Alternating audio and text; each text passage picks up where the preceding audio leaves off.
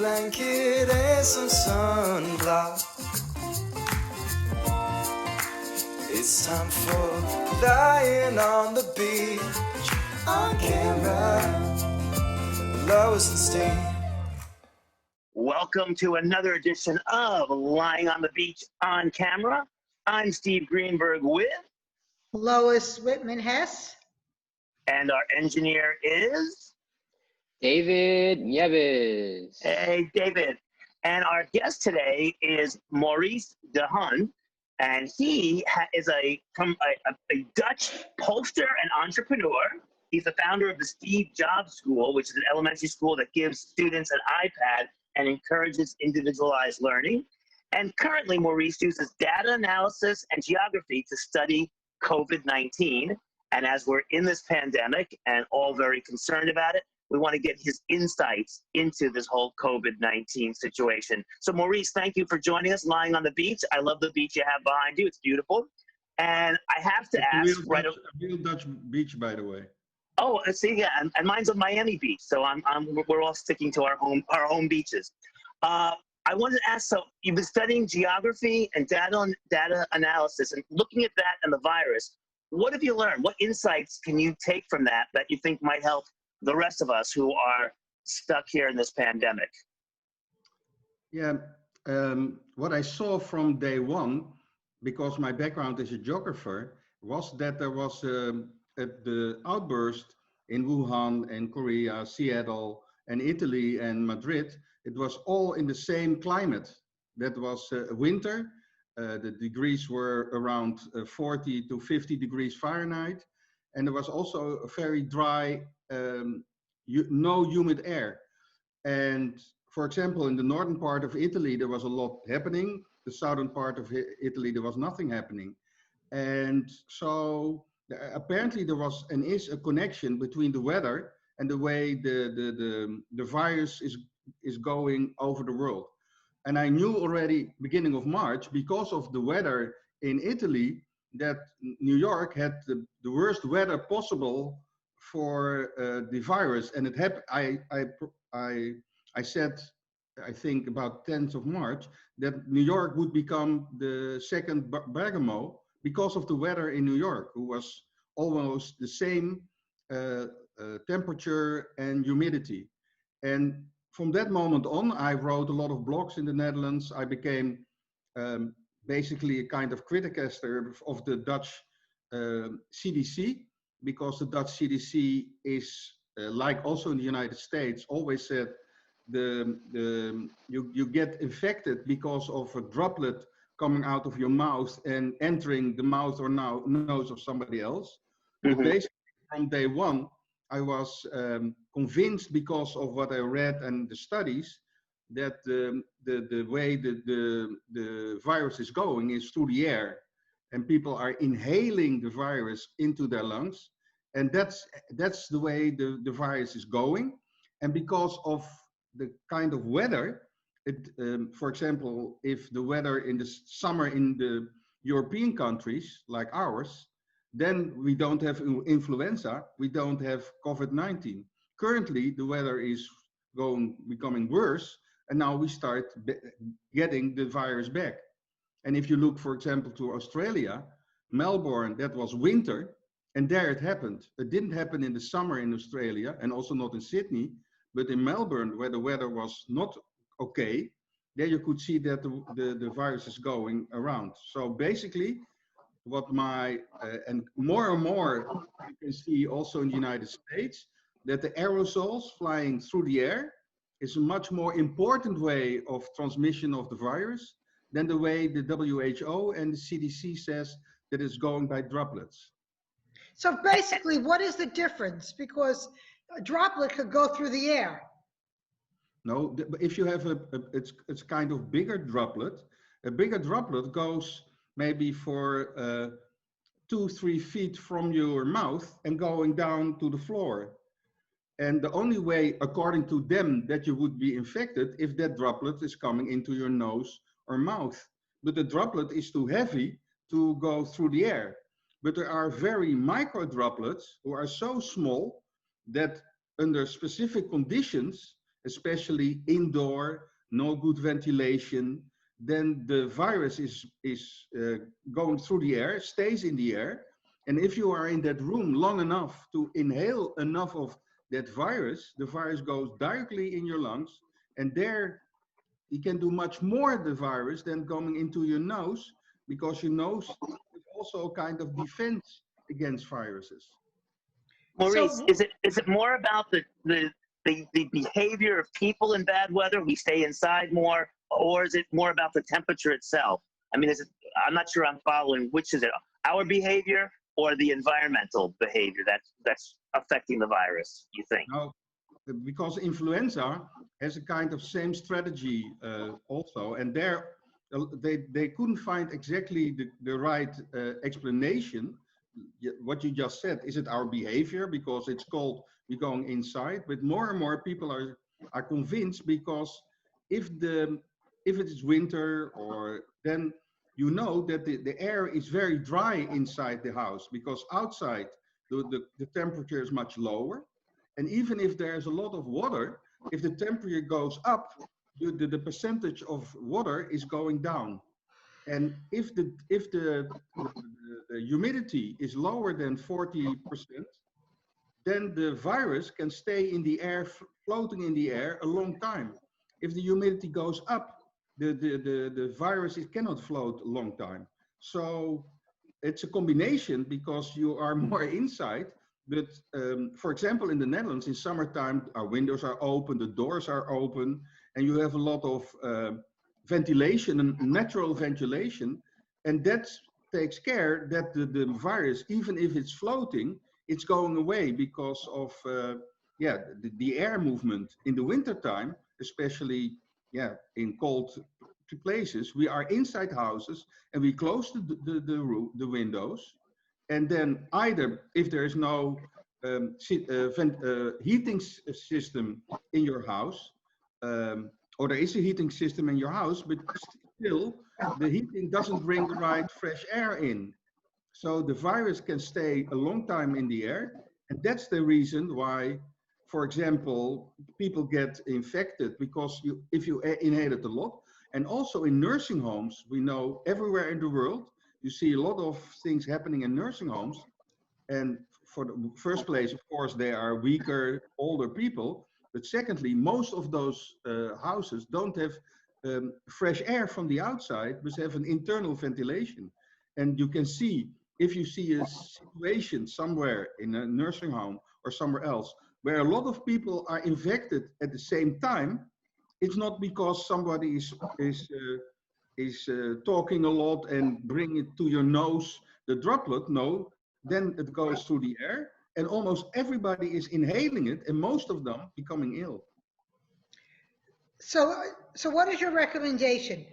People should wear masks or not wear masks?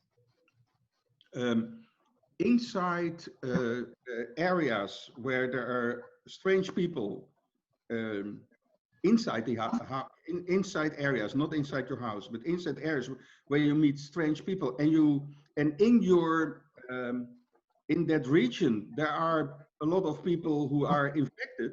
If almost nobody is infected, masks are no use, because you don't meet somebody who can infect you.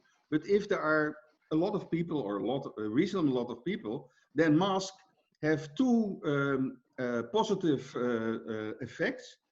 And there's a lot of studies who say different things, but I'm convinced because of the studies I read, and I read a lot. First of all, if you have masks to inhale the virus, you limit the inhalation a little bit. That's called the viral dose. And a viral dose means it's not like when one piece of virus comes into your lungs, then you become ill. No, it has to be a specific amount, and it depends on your age, how much amount that should be before you become ill. But if you have a mask, then you get less virus inside. So gives you a kind of defense. And the second part of the defense is that you exhale also less virus. So and that combination means that if you wear masks in those areas, it's safer for yourself, a little bit safer for yourself. and also a little bit safer for the other people. What about outside? Outside is almost completely safe. So you don't have to wear a mask. No, there's only one possible situation what could be dangerous if you are talking with each other face to face for a longer time. Then you also have aerosols coming out of your mouth, and normally they fly around and so on. But if it's a long time, then you also can start to inhale it. If you wear a mask outside for other reasons, there is some professor who said, if you wear a mask outside to defend yourself against COVID-19, you also have to wear a helmet, because the chance that you get a branch of a tree on your head is bigger than you get COVID-19 in your lungs. So wait a minute. So everyone is telling us, the Americans, that outside dining is safe. So we walk through the restaurant or through the streets with a mask on. Then once we sit down, there could be 6 people at a table and we all take our masks off. So you're saying that that's dangerous? No. No, I No. said outside basically is safe. The only situation is, why is it safe? Because it's not safe if you inhale a lot of virus. Right. If you're outside, the possibility to inhale a lot of virus is very limited, because the air flows, there is a heat difference, so the air goes up and so on. The only danger situation is there is not a lot of wind, mainly if it's dark, not in daytime, and you sit close to each other, face to face, and talk with each other face to face for half an hour, and the distance between each of you is maybe 3 feet or so, then you have the risk to inhale some of those aerosols. So that's, in my opinion, the only real dangerous possible situation outside. But wearing masks outside for other in other occasions has no use whatsoever. So Maurice? that's exactly what I was asking you. We are being told that we could go outside and dine, and once you sit down, you don't have to wear your mask. So if I went out with you, you'd be less than 3 feet away from me, if we weren't conscious about social distancing, and the risk would be greater to catch the virus if you had it. Yeah, especially if there is not a lot of wind, if it's evening dark. In daytime, the sun also plays a big role to kill the virus with UV light. But to recap, what he did say before that is your risk is much greater if you're indoor dining. Indoor dining, the air is being recirculated and everybody's sharing everybody's air, and that's the highest risk. Then the next level down would be outdoor dining. The risk is lower. And then, of course, outside with a mask, then you're even more safe. But each time you go up the ladder, you increase your risk. So yeah, there's certainly more risk in being outdoor dining than there's certainly more risk in indoor dining than outdoor dining. But one question I wanted to ask you, Maurice, was you mentioned the humidity in the air. Wintertime in cold climates, the humidity is down to 0. Wouldn't that make it outdoors very, very safe when it's cold outside, or not necessarily? If it's very cold outside, by the way, if it's below 32 or 35, it's very safe, because the virus cannot survive in cold weather. So for example, if you saw the development in the United States, Chicago started much later, at least 4 weeks later, because it was cold before 15th of March. Then the weather in New York was above 0, above freezing. 32, yeah. 35, 40, and dry. But Chicago was still 30 or 20 to 25. And you can also see in the northern countries, it only started for us, or Canada, it started only later because there it was cold. On the other hand, in the southern states, like Florida, then you don't have the winter who is so dry that you have the virus there. Then, and you can see it there are several areas in the United States, the southern states got it during their summer and not during the winter of the other parts of the country. So wait a minute, And let so me get this straight again. So in the winter in Miami, it is not as dangerous as the cold weather, or just the opposite? opposite. The winter in Miami is, in my opinion, completely safe. The only problem if there are still people who come from the outside or still there who are still infectious, and you are going to in a restaurant where everything is closed, there is only recirculating the air, then you have some risk.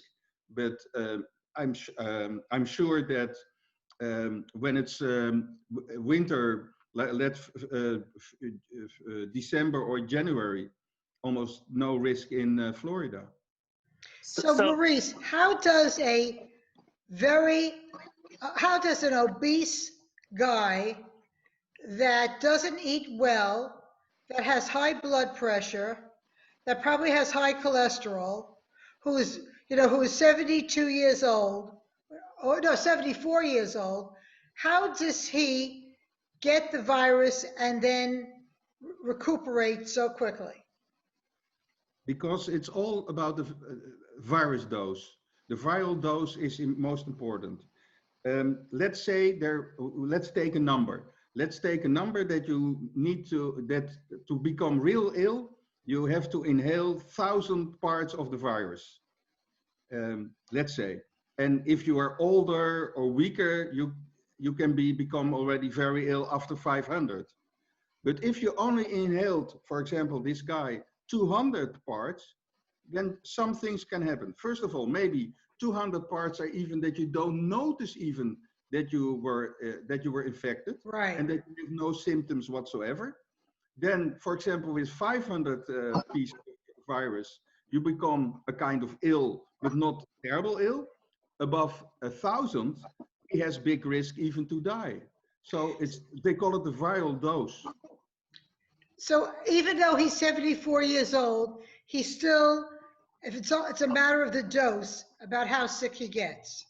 Yeah, because there are also, remember, if you can see what happened, it happened in the United States, but in England and in China, that you had even doctors below, let's say 30 years old, they became very ill and died because the dose was enormous for them. But mostly, Right. and again, it's also your age, how older you are, how less the dose can be, how lower the dose could become very ill.